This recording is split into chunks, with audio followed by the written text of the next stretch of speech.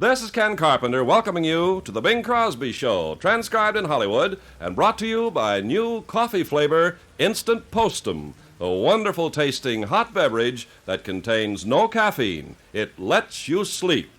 And now for coffee flavor Instant Postum, here's Bing Crosby. Thank you, Ken Carpenter, and good evening, ladies and gentlemen.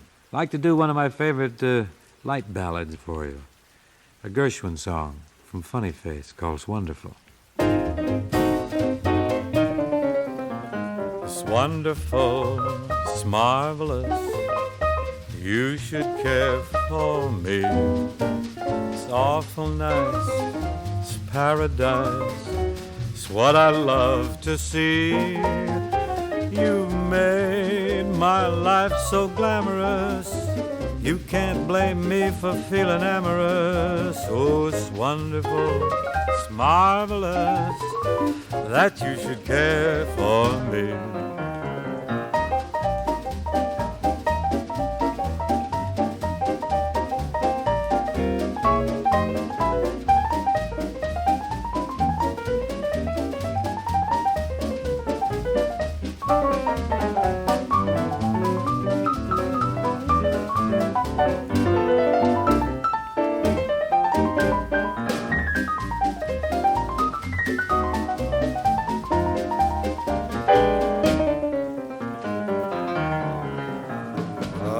Wonderful, it's marvelous, you should care for me.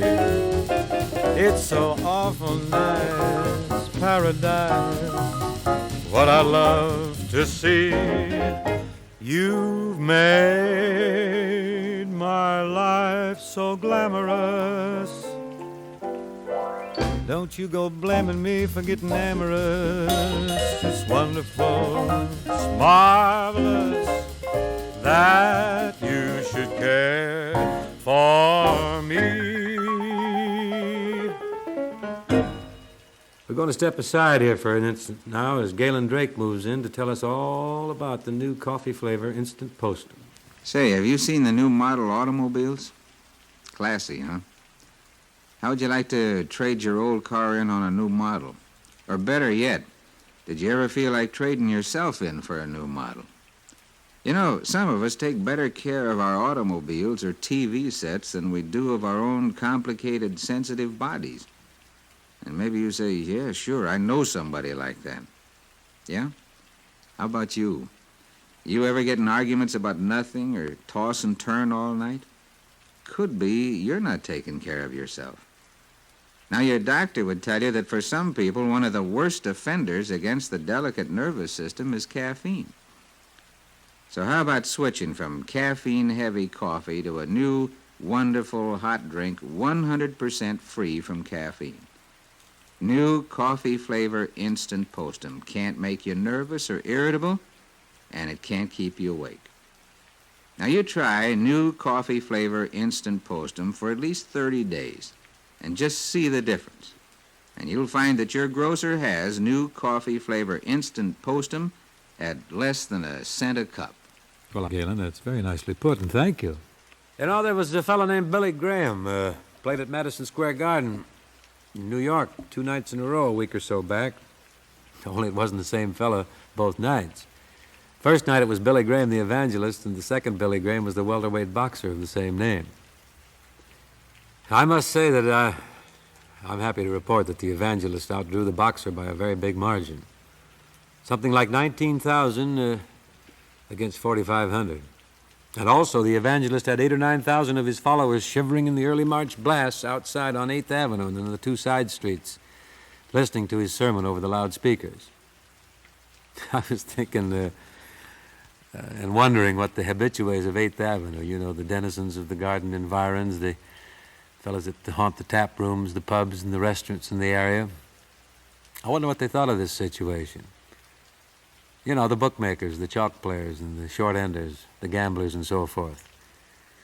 Can you imagine if Big Julie, Harry the Horse, the Dancer, Society Kid Hogan, or any of those Damon Runyon characters went to the box office and asked for tickets to the Billy Graham show and found themselves sitting in the revival meeting by mistake? Of course, I think this would be a very good Wait for things to turn out, because most of them could doubtless use a little old-fashioned religion. Wouldn't hurt them at all if some of it rubbed off on them.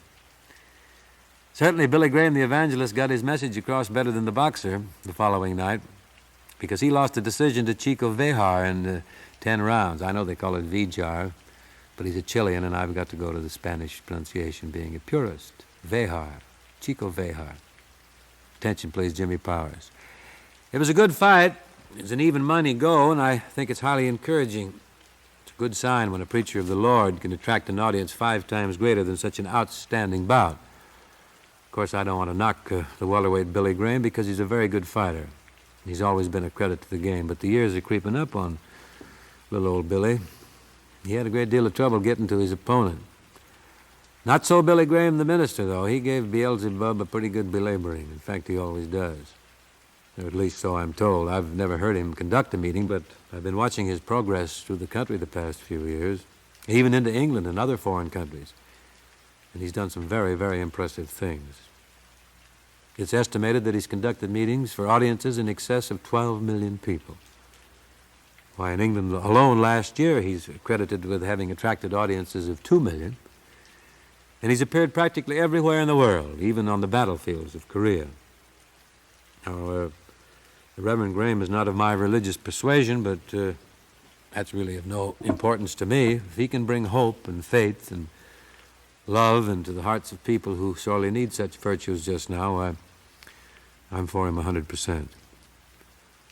I think the greatest of these attributes, what he's doing, what he's bringing to people, is love. And I don't mean love in the movie, comic book, Tin Pan Alley sense, but I mean love for our fellow man. I mean tolerance and understanding. Understanding of our obligation to discharge the common charities of life. Appreciation of the problems of our neighbors, and concern over his plight. That's love, and that's the greatest thing in life, I think.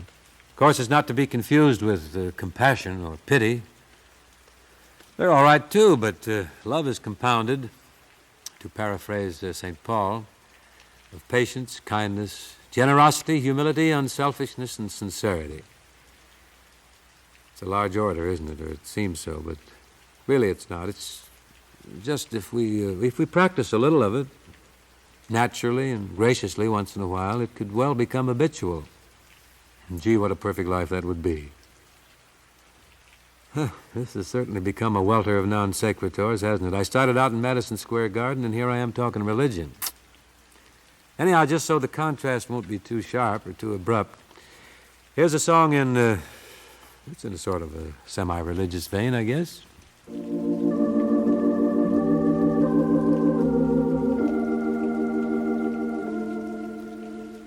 Whither thou goest, I will go.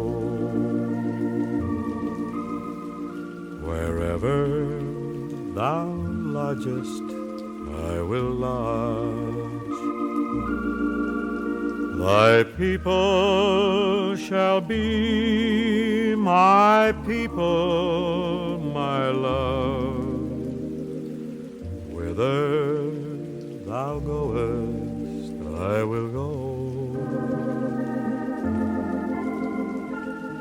For as in that story long ago, that same sweet love story now is so. Thy people shall be my people, my love. Whither thou goest, I will go.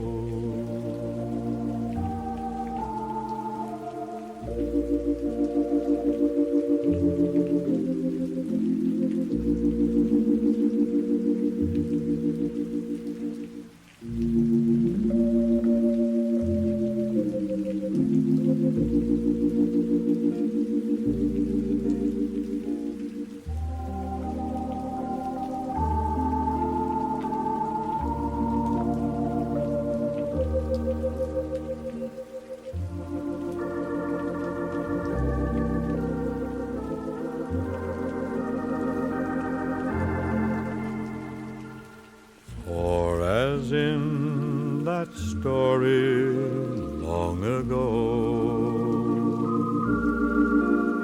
That same sweet love story now is so. Thy people shall be my people, my love. Whither thou goest, I will go.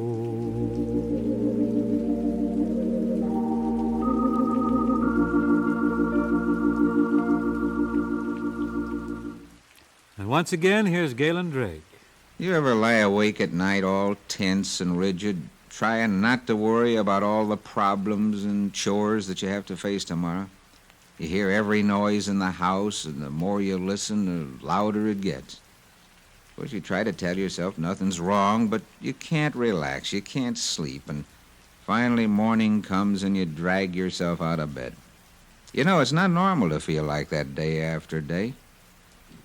But have you been depending on the caffeine in coffee for a quick pickup? Well, your doctor will tell you that for some people, one of the worst offenders against the human nervous system is caffeine. So switch from caffeine-heavy coffee to wonderful new coffee flavor Instant Postum, now available for the first time. No caffeine, and there isn't a taut nerve, a sleepless hour, or a headache in it. Try new coffee flavor Instant Postum for at least 30 days and relax. Feel better, act better, and look better. One of the songs that was very popular throughout the latter part of 1954, still hear it quite a bit, If I Give My Heart to You.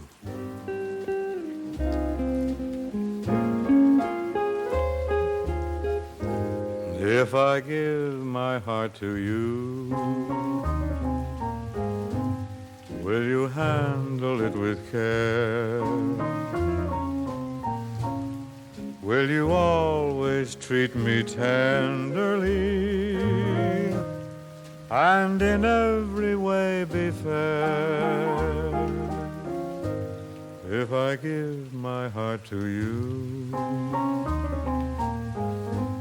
will you give me all your love? Will you swear that you'll be true to me by the light that shines above? And will you sigh with me when I'm sad? Smile with me when I'm glad, and always be as you are with me tonight. Think it over and be sure. Please don't answer till you do. When you promise all these things to me, then I'll give my heart to you.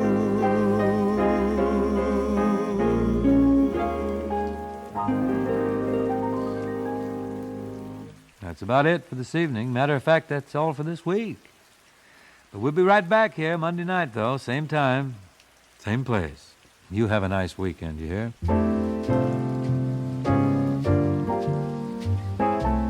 The Bing Crosby Show was produced and transcribed in Hollywood by Bill Morrow and Murdo McKenzie and brought to you by new coffee flavor Instant Postum, a wonderful tasting hot beverage that contains no caffeine. It lets you sleep.